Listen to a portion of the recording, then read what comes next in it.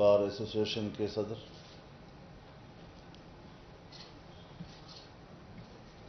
ان کی کابینہ کے معزز اراکین، کوئٹہ بار ایسوسیشن کے میرے انتہائی معزز اور فاضل دانشور حضرات، میرے بھائیوں، میری بہنوں، میں دل کی گہرائیوں سے آپ کا شکر گزار ہوں کہ آپ نے مجھے آج اس تقریب میں اور اپنے بار ایسوسیشن میں دعوت دی۔ اپنے لیے اعزاز سمجھتا ہوں، اپنے لیے سعادت سمجھتا ہوں کہ آپ سے میں کچھ دل کی باتیں کہہ سکوں۔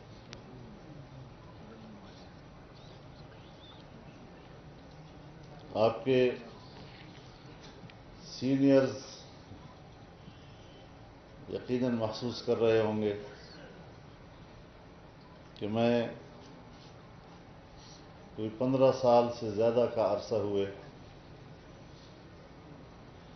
ایک لمبے تعطل کے بعد پہلی مرتبہ کوئٹہ بلوچستان بار سے خطاب کرنے آیا۔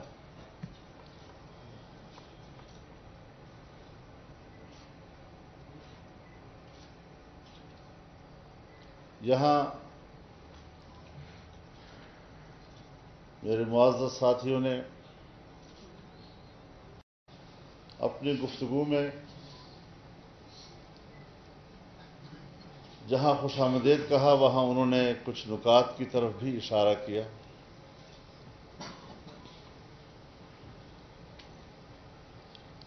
اس میں کوئی شک نہیں ہے کہ کوئی ملک آئین اور قانون کے بغیر نہیں چل سکتا۔ میرے نزدیک پاکستان کا آئین ایک میثاق ملی کی حیثیت رکھتا ہے، اور اگر ملک کے ہر کونے میں رہنے والا ہر پاکستانی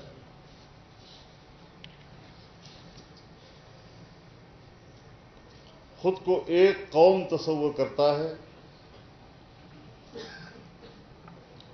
تو ایک قوم کے تصور کے ساتھ اس کی ضمانت، اس کا محور وہ ہمارا آئین ہی دیا کرتا ہے۔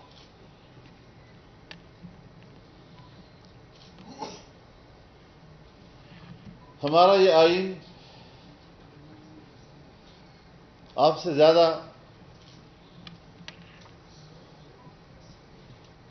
کون آئین کو تفصیل سے جانتا ہوگا؟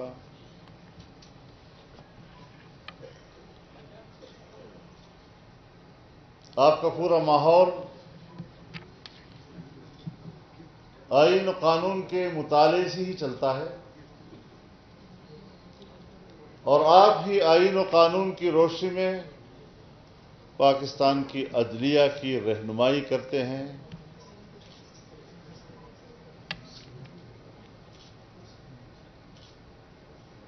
آئین ہی کی روشنی میں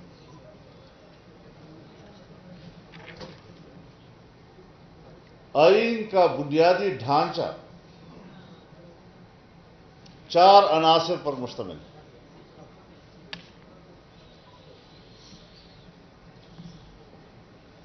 بنیادی ڈھانچے کا اگر ایک ستون بھی گرتا ہے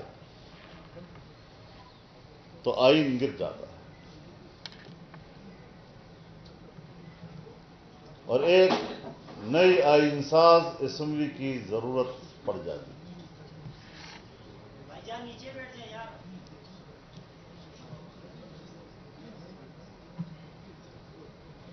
اس آئین کے بنیادی ڈھانچے کا پہلا عنصر، پہلا ستون وہ اسلام ہے۔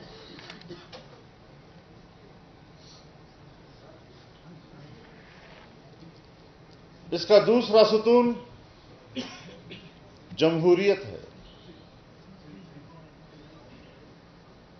اس کا تیسرا ستون پارلیمانی طرز حکومت ہے، اور اس کا چوتھا ستون وفاقی نظام ہے، جو اس وقت تک 4 وحدتوں پر مشتمل ہے۔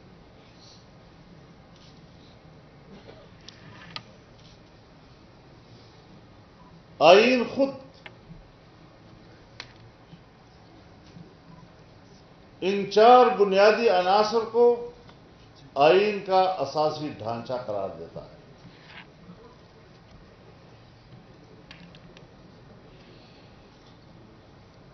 ہمارے ہاں اگر کمی ہے تو عمل درآمد کی۔ جیسے ایک مسلمان کلمہ تو پڑھ لیتا ہے، وہ مسلمان تو ضرور کہلاتا ہے، لیکن اگر ایک اسلام پر وہ عمل نہ کرے، کلمے کے تقاضوں کو عملی زندگی میں پورا نہ کرے، تو آپ مجھ سے زیادہ اس کی تعبیر کو سمجھتے ہیں۔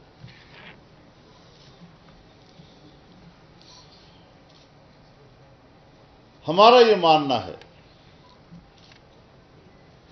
کہ ملکی نظام میں عدم توازن تب آتا ہے جب ہم آئین کے تحت دیے ہوئے دائرہ کار سے باہر نکلتے ہیں، تجاوز کرتے ہیں۔ ایک ادارہ طاقتور اور تمام اداروں کو کمزور کیا جاتا ہے۔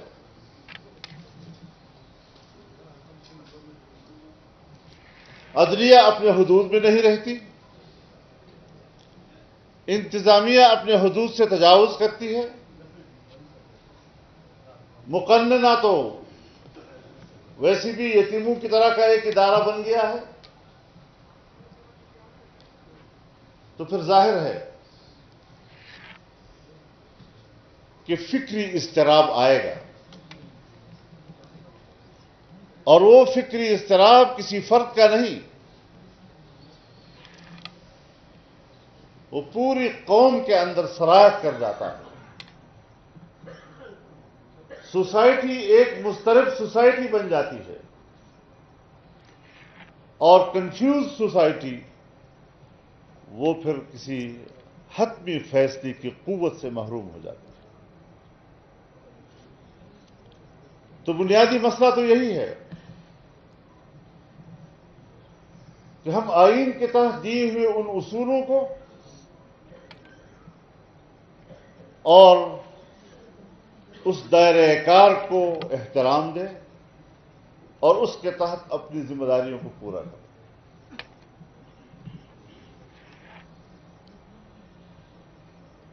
پھر ہمارے ہاں جب ہم داخلی طور پر کمزور ہوتے ہیں تو دنیا بھی ہماری کمزوری کا ناجائز فائدہ اٹھاتی ہے۔ بظاہر تو ہم ایک آزاد قوم ہیں، ہر 14 اگست کو ہم آزادی کا دن بھی مناتے ہیں، اور 75 سال سے منا رہے ہیں، لیکن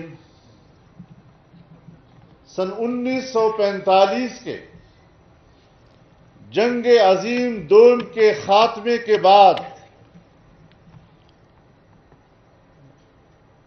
باقاعدہ طور پر تو نوآبادیاتی نظام کا خاتمہ ہوا، لیکن عالمی اداروں اور عالمی معاہدات کے تحت ہم جیسے ملکوں کو کنٹرول کیا جاتا رہا ہے۔ 3 حوالوں سے سیاسی حوالے سے بھی، اقتصادی حوالے سے بھی اور دفاعی حوالے سے بھی۔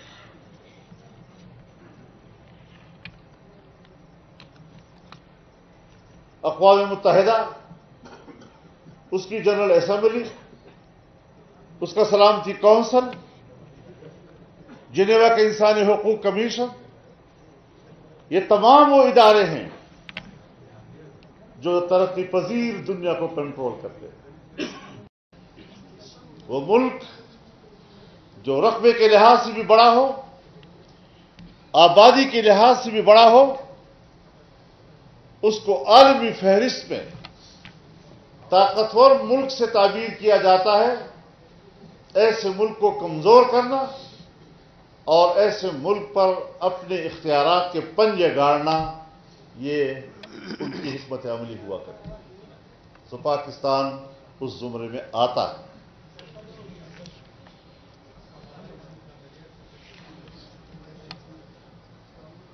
ہماری اپنی پارلیمنٹ ہے،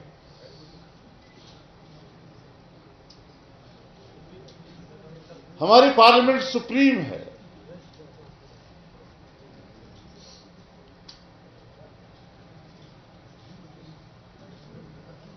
وہ آئین بھی بناتی ہے، ترمیم بھی کرتی ہے، قانون بھی بناتی ہے، اس پہ ترمیم بھی کرتی ہے۔ لیکن اگر عالمی ادارے میں ایک قانون آ جائے کہ جو میرے ملک کے آئین کے ساتھ متصادم ہو، تو میرے اپنے ملک میں اور اپنی سرزمین پر میرا اپنا آئین، میرا اپنا قانون غیر مؤثر ہو جاتا ہے اور عالمی ادارے کا فیصلہ میرے ملک میں مؤثر کہلاتا ہے۔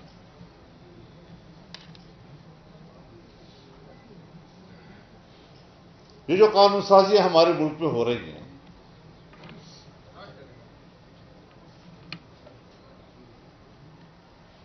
جس سے ہمارے خاندانی زندگی، ہماری خاندانی اور معاشرتی زندگی کے شریعت کی حدود کو پامال کر دیا ہے،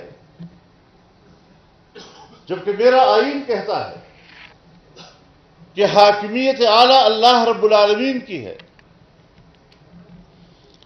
اسلام پاکستان کا مملکتی مذہب ہے۔ قرآن و سنت کے منافی قانون نہیں بنایا جائے گا، اور ہر قانون قرآن و سنت کے تابع ہوگا۔ آپ مجھ سے بہتر جانتے ہیں کہ اس کی کس قدر وائلیشن ہو رہی ہے۔ ہم ملک کے اندر کے لابیز کے ساتھ بھی نظریاتی تصادم میں ہوتے ہیں اور بین الاقوامی دباؤ میں بھی رہ کر ہم قانون سازیاں کرتے ہیں۔ میں تو پارلیمنٹ کا حصہ رہا ہوں ایک طویل عرصے تک۔ میری پوری زندگی ان مشاہدات سے بھری ہوئی ہے۔ میرے تمام کولیگز اس صورتحال کو جانتے ہیں۔ آج اقوام متحدہ نے اپنے سیڈا پروگرام کے تحت جو قرارداد پاس کی ہے، اس وقت صرف سعودی عرب کی حکومت ہے جس نے اس پوری قرارداد کو مسترد کیا ہے اور اس پر دستخط کرنے سے انکار کیا ہے، اس دلیل کی بنیاد پر کہ اس کا ایک ایک شق میرے قرآن کریم سے متصادم ہے۔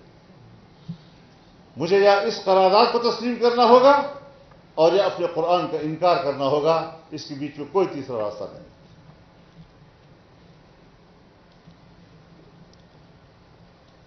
اب جہاں ترقی پذیر ممالک، غریب اور پسماندہ ممالک کے داخلی اختیار پر اس طرح کے پنجے گاڑے جائیں گے اور ہم ان کی خواہش کے خلاف فیصلے کریں، تو پھر اس کے بعد وہ اقتصادی پنجہ آگے آتا ہے کہ پھر مجھے اقتصادی لحاظ سے غلام بنایا جاتا ہے۔ ورلڈ بینک کے ذریعے، ایشین بینک کے ذریعے، IMF کے ذریعے، FATF کے ذریعے، کتنے ادارے ہیں کہ اگر آپ مغربی ترجیح کو چیلنج کریں یا کسی عالمی قوت کے خواہش کو مسترد کریں تو آپ پر اقتصادی قدغنیں لگتی ہیں۔ صرف یہ نہیں کہ عالمی ادارے آپ کو امداد کی وہ قسط جو آپ کا حق ہوتا ہے وہ دینے سے انکار کرتے ہیں، انہوں نے اب اپنی حیثیت کو مفتاح کی حیثیت قرار دی، چابی کی حیثیت قرار دی، کلید کی حیثیت قرار دی ہے کہ اگر وہ اجازت نہ دے تو دنیا کا کوئی دوسرا ملک بھی آپ کی مدد نہیں کر سکتا۔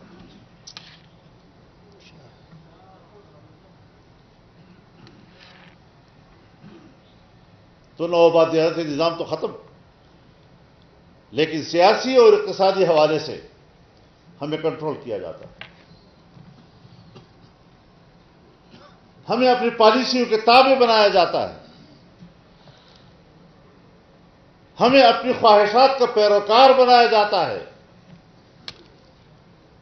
اور جس کی پیشن گوئی جناب رسول اللہ صلی اللہ علیہ وسلم نے خود فرمائی تھی۔ فرمایا لَتَتَّبِعُنَّ سُنَنَ مَنْ قَبْلَكُمْ شِبْرًا بِشِبْرٍ وَذِرَاعًا بِذِرَاعٍ حَتَّى لَوْ دَخَلُوا جُحْرَ ضَبٍّ تَبِعْتُمُوهُمْ قالوا یا رسول اللہ اليہود والنصارى قال فمن، کہ ایک زمانہ آئے گا کہ تم پچھلی امتوں کے ایسے پیروکار بنو گے جیسے کہ اگر وہ گوہ کی طرح غار میں گھسیں تو تم وہاں بھی ان کے پیچھے چلو گے، قدم بقدم، بالشت بالشت ان کی پیروی کرو گے۔ صحابہ کرام نے عرض کیا یا رسول اللہ آپ کی مراد یہود و نصارہ ہیں؟ آپ نے فرمایا اور کون ہو سکتے؟ آج ہم قدم قدم ان کی پیروی پر مجبور ہو رہے ہیں۔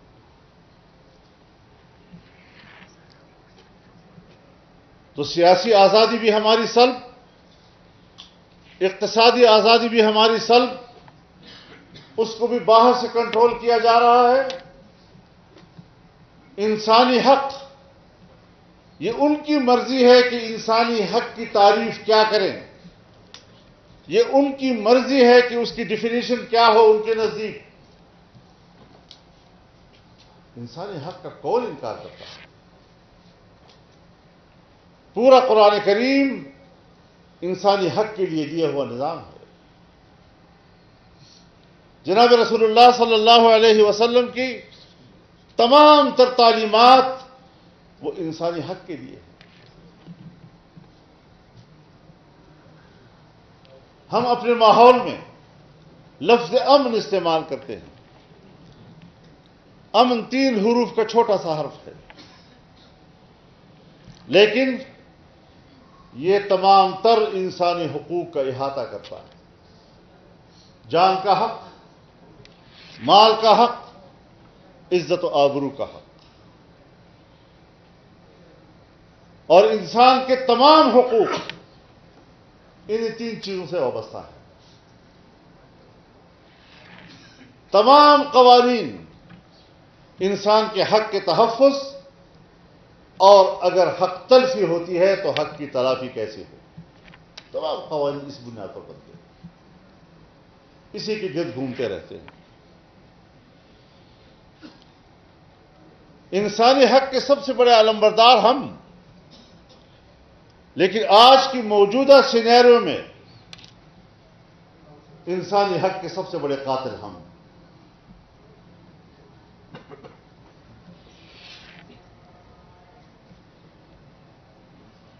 تو انسانی حق پر تو اتفاق، لیکن اس کی تعریف و تشریح پر اختلاف۔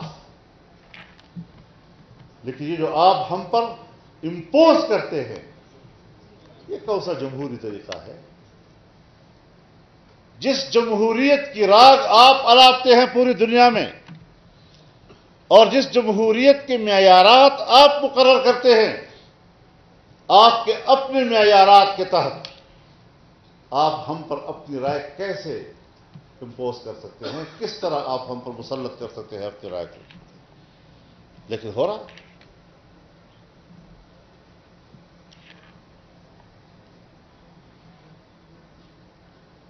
دفاعی لحاظ سے دیکھ لیں، فوج ہماری، لیکن عالمی قوتوں کا دباؤ رہتا ہے کہ اس ملک کی فوج وہ ہمارے لیے استعمال ہو۔ ایٹم بم میرا، لیکن اس کے استعمال کا اختیار ان کے ہاتھ میں۔ کبھی این پی ٹی پہ دستخط کرو، کبھی سی ٹی بی ٹی پہ دستخط کرو، بین الاقوامی معاہدات کے پابند بن جاؤ۔ اگر وہ ناگاساکی کے اوپر ایٹم بم مارتے ہیں، ان کا حق، لیکن اگر پاکستان ایٹم بم بناتا ہے تو وہ جرم۔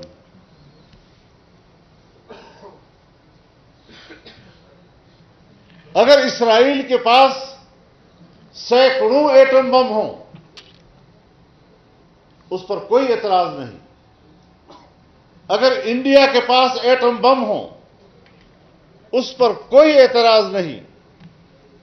لیکن پاکستان خطے کا ایک بڑا ترقی پذیر ملک، اس کے اوپر مسلسل دباؤ کہ آپ بین الاقوامی معاہدات کے پابند ہو جائیں، تاکہ اپنی ہی اساسوں سے آپ کا اختیار چھین لیا جائے اور اس پر ہمارا اختیار رہے۔ یہ ہے عالمی سطح پر غریب، پسماندہ، ترقی پذیر ممالک کو اپنے زیر نگین اور اسے غلام رکھنے کے فلسفے۔ یہ ساری وہ چیزیں ہیں جسے ہم نے قومی سطح پہ سوچنا ہے، لیکن قومی سطح پر ہم سے سوچ کی صلاحیت چھین لی گئی۔ آپ کہتے ہیں کہ آپ بتائیں کہ فوج مزید بھی غیر جانبدار رہے گی؟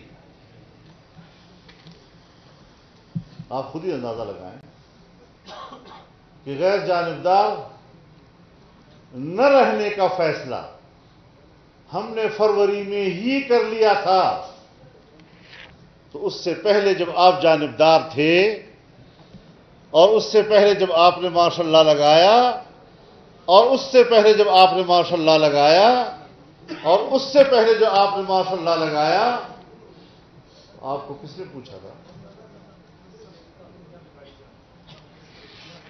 یہ آپ کا اختیار ہے۔ جب آپ چاہیں آپ ماشاء اللہ لگائیں، جب آپ چاہیں آپ اپنی مرضی کی حکومت بنائیں، جب آپ چاہیں آپ دھاندلی کرائیں، جب آپ چاہیں آپ نیوٹرل بن جائیں۔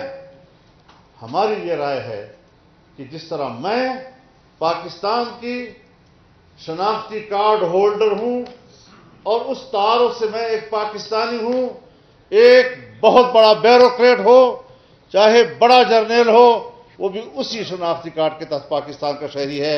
شہری ہونے میں ہم برابر ہیں، کوئی ایک دوسرے کا برابر نہیں۔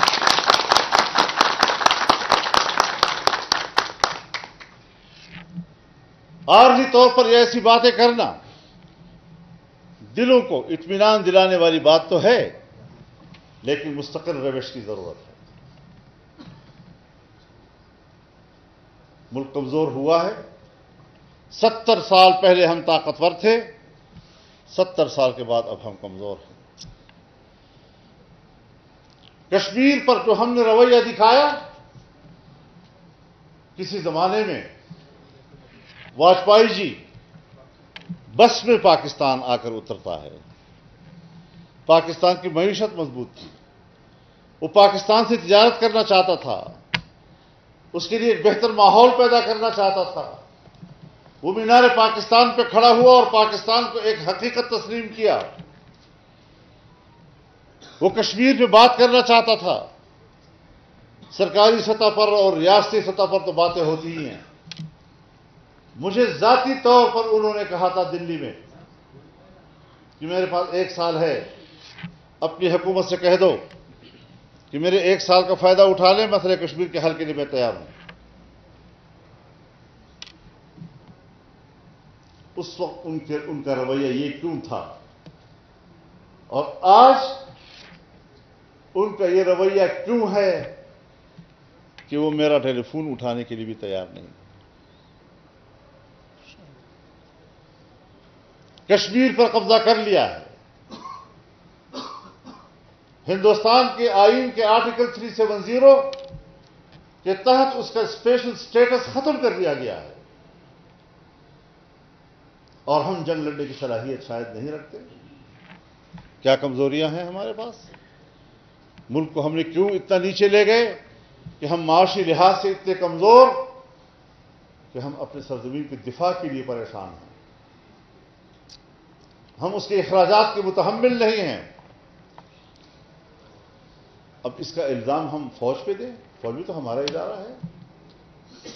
فوج بھی تو اس ملک کا ادارہ ہے جس ملک کا میں شہری ہوں. اگر مجھے ملک میں سیاسی استحکام چاہیے، اگر مجھے اس ملک کے اندر معاشی استحکام چاہیے، تو مجھے اس ملک کے اندر دفاعی استحکام بھی چاہیے. یہ بھی میری ضرورت ہے. میں کبھی بھی فوج کو اس معاملے میں اپنا فریق تصور نہیں کرتا، اور نہیں ایسے حالات پیدا ہونے چاہیے جہاں کوئی سیاستدان فوج کو اپنے مد مقابل تصور کرے. ادارہ ہے، اس کی اپنی ذمہ داری ہے، ان کے اپنا دائرہ کار ہے، اور اس حوالے سے اپنی ان کی پیشہ ورانہ ذمہ داریوں تک اگر وہ محدود رہتے ہیں، ہم سلوٹ کریں گے ان کو. لیکن مستقل پالیسی کے تحت ہمارے رویے میں تبدیلی آنی چاہیے، ہمارے اداروں کے رویے میں تبدیلی آنی چاہیے، اور ایسی تبدیلی کہ جس کو آئین کا عکاس کہا جا سکے.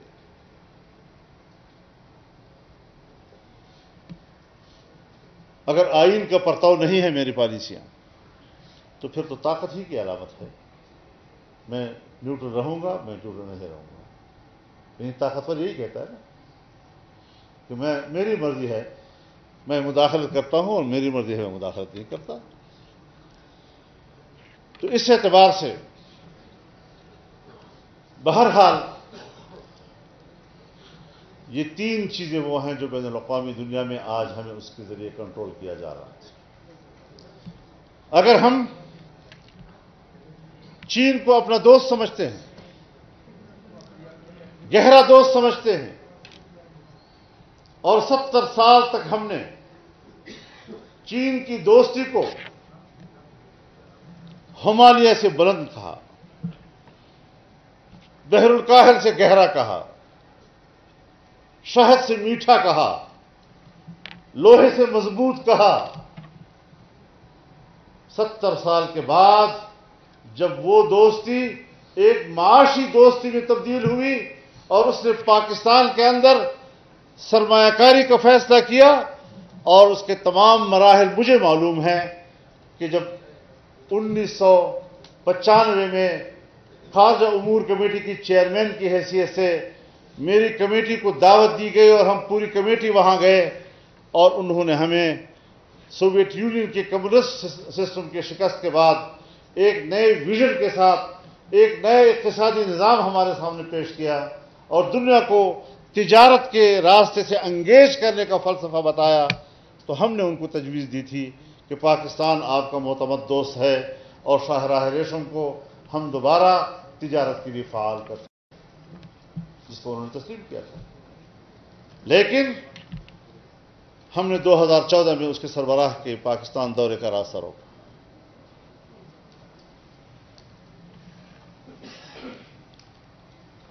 دنیا کہتی ہے جب ہم امریکہ یا مغربی دنیا ہم سے ناراض ہو جائے تو کہتے ہیں پاکستان تنہا ہو گیا.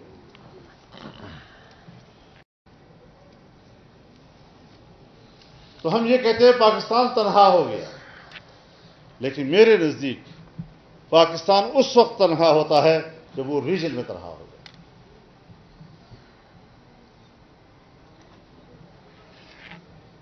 افغانستان کے جہاد سے ہم 1979 سے وابستہ ہیں، لیکن اس کے باوجود ہم اسے قابل اعتماد دوست نہیں بنا سکے۔ انڈیا جو چائنا کو کاؤنٹر کر رہا ہے وہ ہمارا مستقل دشمن۔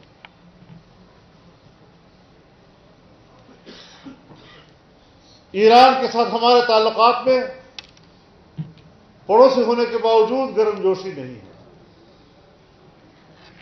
اس ساری صورتحال میں ہمیں اپنی خارجہ پالیسی پہ نظر ڈالنی ہوگی، اور خارجہ پالیسی جامد چیز نہیں ہے، وہ ہمیشہ اپنے ہی مفادات کی گرد گھومتی ہے۔ ہم اپنے پہلے مفادات کا تعین کریں کہ ہمارا مفاد کیا ہے، اور پھر ہم اس کے بعد اس حوالے سے اگلے اقدامات کی طرف جائیں۔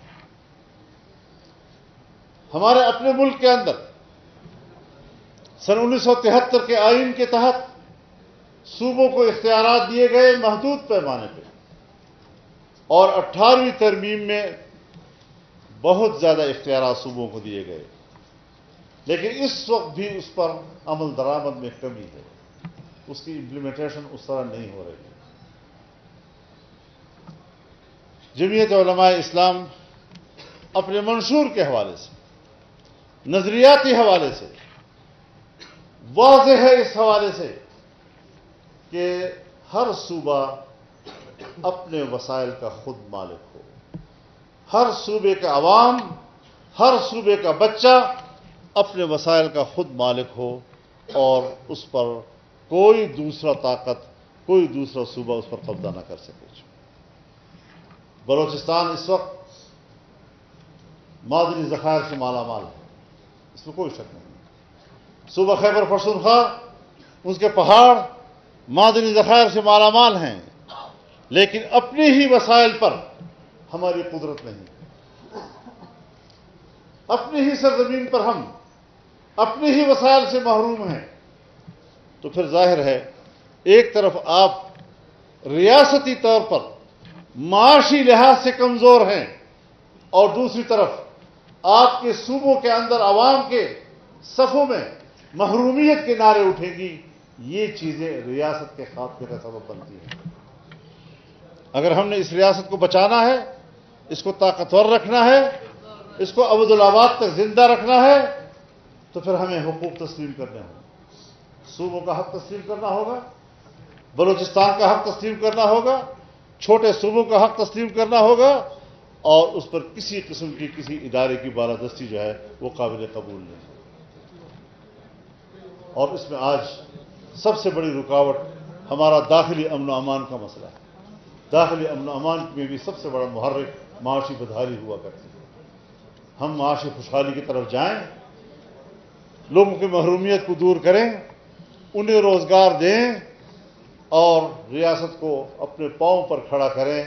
لیکن میرے انتہائی فاضل دانشور ساتھیوں، میں جس ماحول سے آپ کے پاس آیا ہوں، وہاں کی ہمارے مشاہدات یہ ہیں کہ پاکستان کی معیشت زمین بوس بھی ہو چکی ہے، دلدل میں چلی گئی ہے، اور دلدل میں پھنسا ہوا آدمی جب نکلنے کی کوشش کرتا ہے تو اور دھستا چلا جاتا ہے۔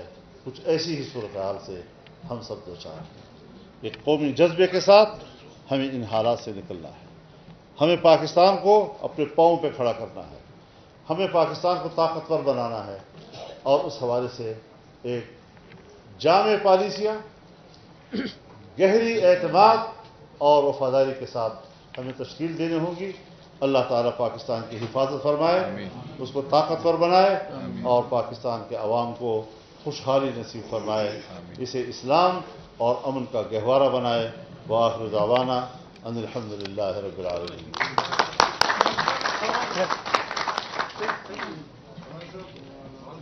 بسم اللہ۔ مولانا صاحب، جہاں تک آپ نے آئین کی بات کی، اور جہاں تک میں سمجھا ہوں یا پاکستان کی عوام